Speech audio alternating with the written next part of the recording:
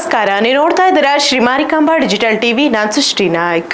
AICC ಅಧ್ಯಕ್ಷ ಮಲ್ಲಿಕಾರ್ಜುನ್ ಖರ್ಗೆ ಜನ್ಮದಿನದ ಅಂಗವಾಗಿ ಶಿರಸಿ ತಾಲೂಕಿನ ಬಚ್ಗಾಂವದಲ್ಲಿ ಉಚಿತ ನೇತ್ರ ತಪಾಸಣಾ ಶಿಬಿರ ಆಯೋಜಿಸಲಾಯಿತು. ಕಾರ್ಯಕ್ರಮವನ್ನು ಶಾಸಕ ಭೀಮಣ್ಣ ನಾಯ್ಕ್ ಉದ್ಘಾಟಿಸಿ ಕಣ್ಣಿನ ಆರೋಗ್ಯ ಮತ್ತು ನೇತ್ರದಾನದ ಮಹತ್ವದ ಕುರಿತು ಸಾರ್ವಜನಿಕರಿಗೆ ಕರೆ ನೀಡಿದರು. ನೇತ್ರದಾನ ಮಾಡುವ ಮೂಲಕ ಅಂಧರ ಬದುಕಿನಲ್ಲಿ ಬೆಳಕು ಮೂಡಿಸಲು ಕರೆ ನೀಡಿದರು. ಕಾಂಗ್ರೆಸ್ ಪಕ್ಷದ ರಾಷ್ಟ್ರೀಯ ಅಧ್ಯಕ್ಷ ಮಲ್ಲಿಕಾರ್ಜುನ್ ಖರ್ಗೆ ಜನ್ಮದಿನದ ಅಂಗವಾಗಿ ಶಿರಸಿ ತಾಲೂಕಿನ ಬಚ್ಗಾಂವ್ ಗ್ರಾಮದಲ್ಲಿ ಉಚಿತ ನೇತ್ರ ತಪಾಸಣಾ ಶಿಬಿರ ನಡೆಯಿತು.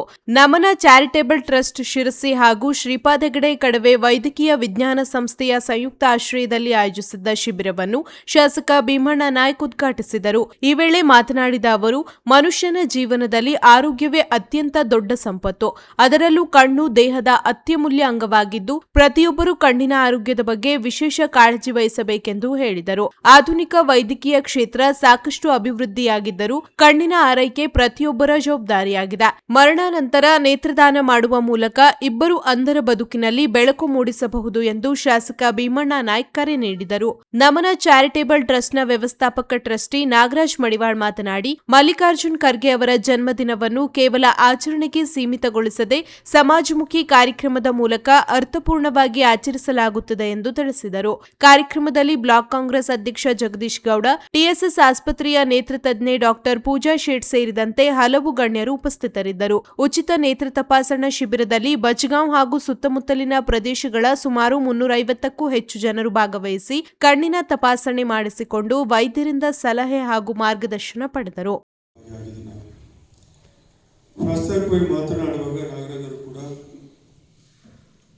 ಒಬ್ಬ ನಾಯಕನ ಬಗ್ಗೆ ಅನೇಕ ವಿಚಾರಗಳನ್ನು ಸಂಕ್ಷಿಪ್ತವಾಗಿ ಅವರ ಮಾತನ್ನು ಕೂಡ ತಾವು ಕೇಳಿದ್ದೀವಿ.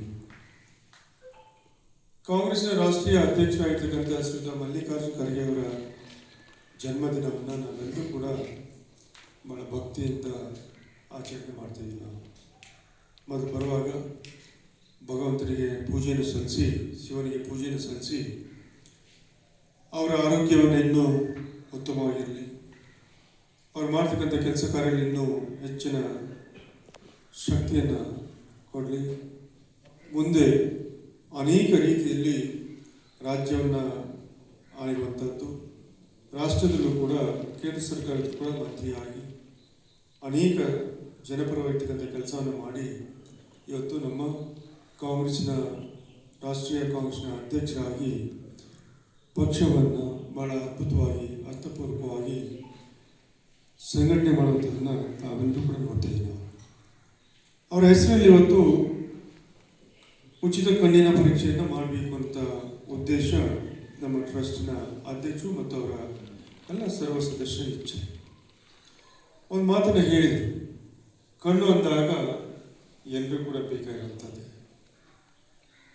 ಒಬ್ಬ ಮಗು ತಾಯಿಯ ಹೊಟ್ಟೆಯಿಂದ ಬಂದ ನಂತರದಲ್ಲಿ ಆ ಮಗುವಿಗೆ ಏನು ದೇಹದ ಅಂಗಾಂಗಗಳು ಏನಿರಬೇಕು ಅವೆಲ್ಲವೂ ಇದ್ದಾಗ ಮಾತ್ರ ಆ ಮಗು ಬೆಳೆದು ದೊಡ್ಡವರಾಗಿ ಶಿಕ್ಷಣವನ್ನು ಹೊಂದಿ ಅನೇಕ ಸಮಾಜದ ಮುಖಿಯಾಗಿ ಅನೇಕ ಕೆಲಸ ಕಾರ್ಯಗಳನ್ನು ಮಾಡ್ತಕ್ಕಂಥದ್ದನ್ನು ನಾವೆಲ್ಲರೂ ಕೂಡ ನೋಡ್ತಾ ಇಲ್ಲ. ಇದು ಪ್ರತಿಯೊಬ್ಬ ತಾಯಿ ಬಯಸುವಂತಹದ್ದು. ನನ್ನ ಮಗು ಚೆನ್ನಾಗಿರಬೇಕು, ಬೆಳಿಬೇಕು, ಹೆಮ್ಮರವಾಗಬೇಕು, ಅವನಿಗೆ ನಾಡಿನ ಸಂಪತ್ತಾಗಿ ಹೊರ ಹೊಮ್ಮಬೇಕು ಅನ್ನೋ ಇಚ್ಛೆ ಪ್ರತಿಯೊಬ್ಬ ತಾಯಿಗೂ ಕೂಡ ಹೌದು.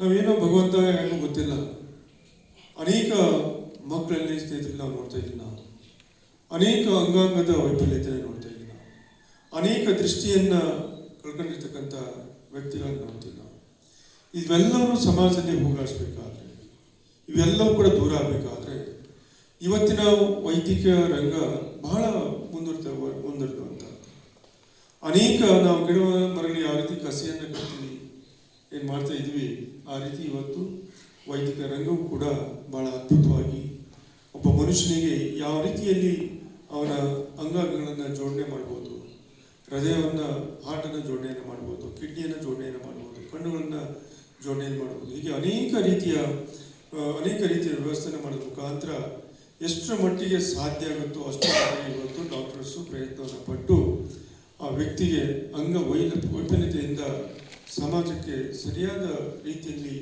ಹೋಗ್ತಕ್ಕಂಥ ವ್ಯಕ್ತಿಗಳನ್ನ ಮಾಡ್ತಕ್ಕಂಥ ವ್ಯವಸ್ಥೆ ಇವತ್ತು ನಮ್ಮ ಡಾಕ್ಟರ್ಗಳು ಏನು ಮಾಡ್ತಾ ಇದ್ರು ಅವರಿಗೆ ನಾವೆಲ್ಲರೂ ಎಷ್ಟು